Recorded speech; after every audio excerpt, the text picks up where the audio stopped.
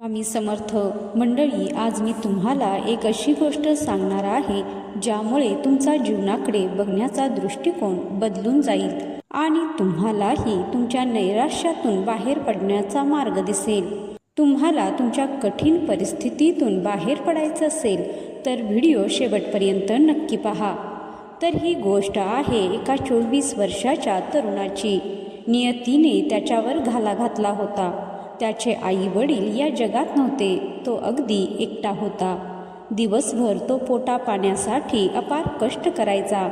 थकलेला भागलेला रात्री घरी परतल्यावर तो स्वतःसाठी 4 चपात्या बनवायचा. हेच त्याचे रोजचे जेवण होते. पण काही दिवसापासून त्याच्या लक्षात आले की एक विचित्र गोष्ट होत होती. तो 4 चपात्या बनवायचा, पण जेवायला बसल्यावर तिथे फक्त 3च चपात्या असायच्या. रोज एक चपाती गूढरित्या नाहीशी होत होती. दुसऱ्या दिवशी त्याने ठरवले की या चोराला पकडायचे. तो दबा धरून बसला. थोड्या वेळाने त्याला एक उंदीर दिसला. तो उंदीर गुपचूप एक चपाती घेऊन चालला होता. मुलाने झडप घालून त्या उंदराला पकडले.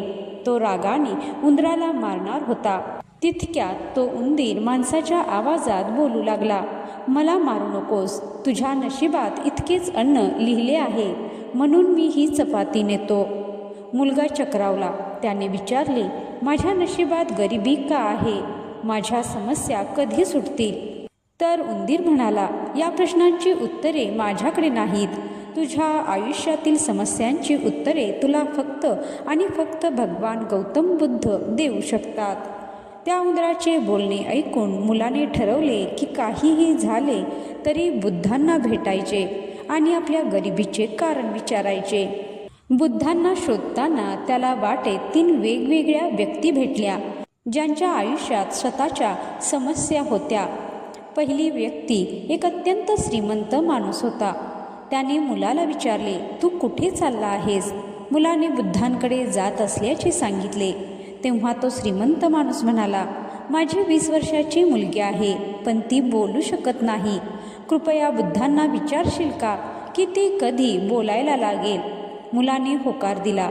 थोडे पुढे गेल्यानंतर त्याला दुसरी व्यक्ती भेटली. ती व्यक्ती एक जादूगार होती.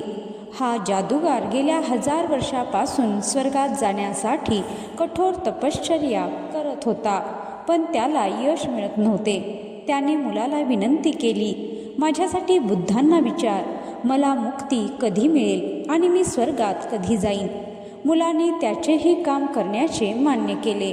त्यानंतर पुढे गेल्यावर त्याला तिसरी व्यक्ती म्हणजे एक प्राणी भेटला. तो एक विशाल कासव होता.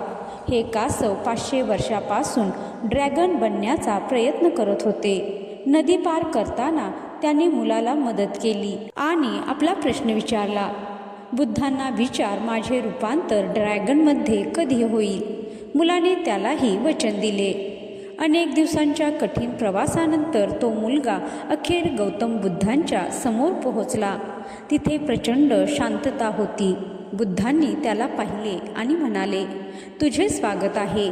तू प्रश्न विचारू शकतोस, पण माझी एक अट आहे. तू फक्त 3च प्रश्न विचारू शकतोस. मुलासमोर मोठा पेच प्रसंग निर्माण झाला. त्याच्याकडे स्वतःचा प्रश्न म्हणजे त्याच्या गरिबीचा आणि त्या तिघांचे मिळून असे 4 प्रश्न होते. त्याने क्षणभर विचार केला. त्या तिघांनी माझ्यावर विश्वास ठेवून प्रश्न दिले आहेत. मी माझा स्वार्थ बघू की त्यांना दिलेले वचन पाळू?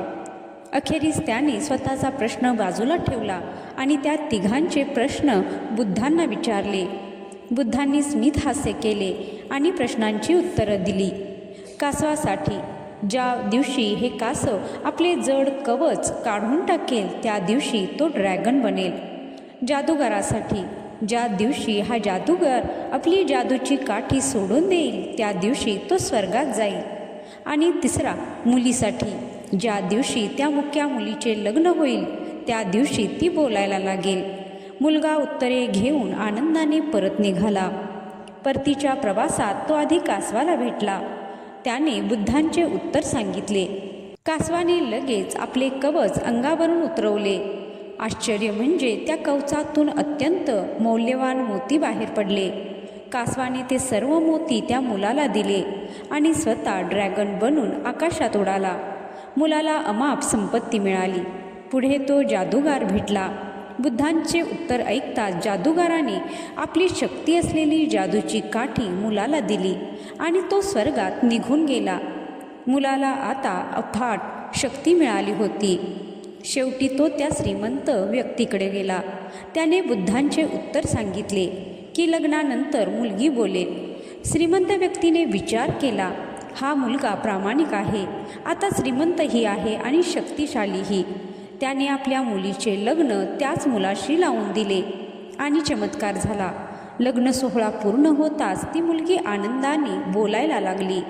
तो 24 वर्षाचा मुलगा जो कधी काळी एका चपातीसाठी मोताद होता, आज त्याच्याकडे संपत्ती, शक्ती आणि एक सुंदर जीवनसाथी सर्व काही होते.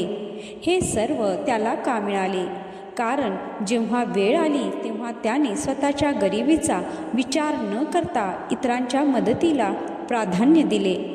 तर मंडळी, या कथेचा बोध हाच आहे की जेव्हा आपण आपला स्वार्थ सोडून इतरांच्या मदतीचा विचार करतो तेव्हा निसर्गही आपल्याला न मागता सर्व काही देतो.